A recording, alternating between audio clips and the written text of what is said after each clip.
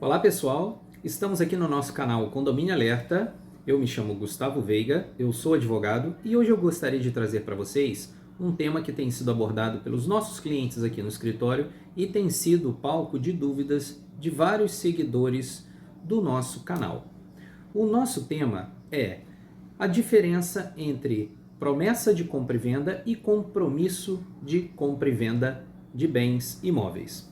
Bom, quando lidamos com imóveis, é muito comum nos depararmos com o compromisso de compra e venda ou a promessa de compra e venda, apesar de algumas pessoas pensarem que são a mesma coisa.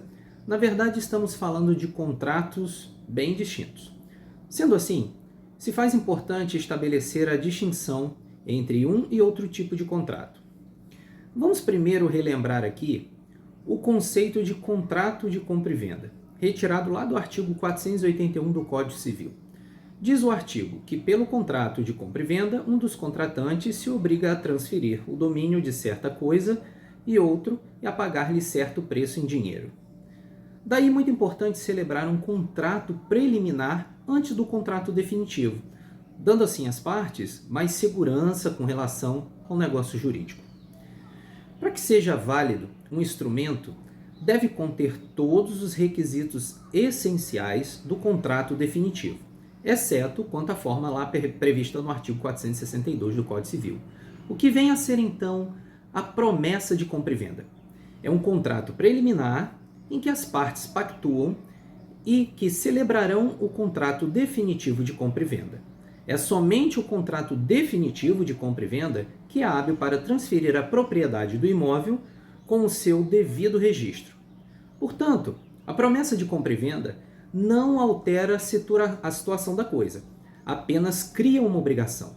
A obrigação é comprar ou vender a coisa, de acordo com o preço, prazo e demais condições estabelecidas.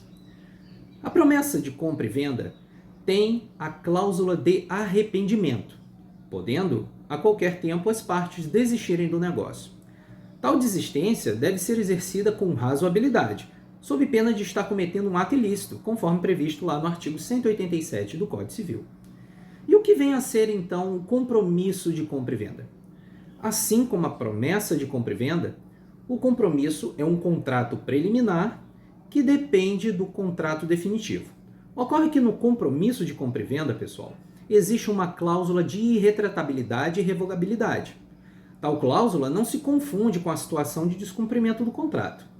Havendo descumprimento do contrato, por exemplo, por falta de pagamento, pode ser feita a resolução do contrato.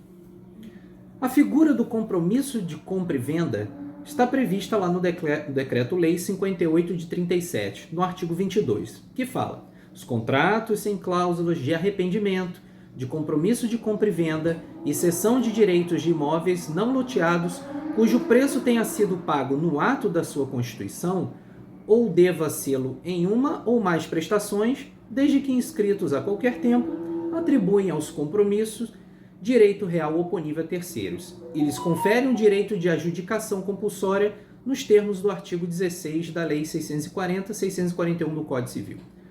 O compromisso de compra e venda, então, ele cria às partes uma obrigação irretratável, a de celebrarem um contrato definitivo de compra e venda. Um dos requisitos do compromisso, contudo, ele foi dispensado aí pela jurisprudência. Embora a lei do decreto citado acima exista o contrato preliminar e esteja registrado na matrícula do imóvel, o STJ, Superior Tribunal de Justiça, afastou isso por meio da súmula 239. A súmula diz o seguinte: o direito à adjudicação compulsória não se condiciona ao registro do compromisso de compra e venda nos cartórios de imóveis.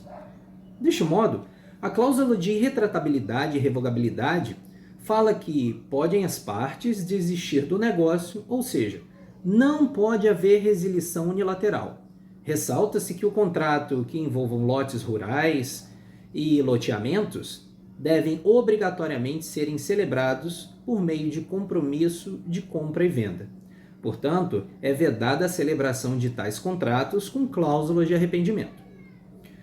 Uma outra diferença aqui é sobre o registro de tal contrato. O compromisso de compra e venda pode ser registrado na matrícula então passará a existir o direito real da aquisição.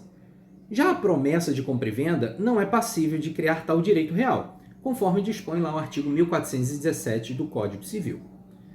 Por fim, mais uma diferença que existe é com um compromisso de compra e venda é irretratável. Caso haja o valor já tenha sido quitado, o vendedor se recusa a outorgar a escritura de compromisso de compra e venda, pode o compromissário comprador ingressar com a ação de adjudicação compulsória. Importante frisar que o que vai determinar as diferenças dos contratos é a cláusula de irretratabilidade, independentemente da nomenclatura utilizada pela lei ou no próprio contrato. Com relação à adjudicação compulsória, até junho de 2022, esse requerimento deveria ser feito por meio de processo judicial.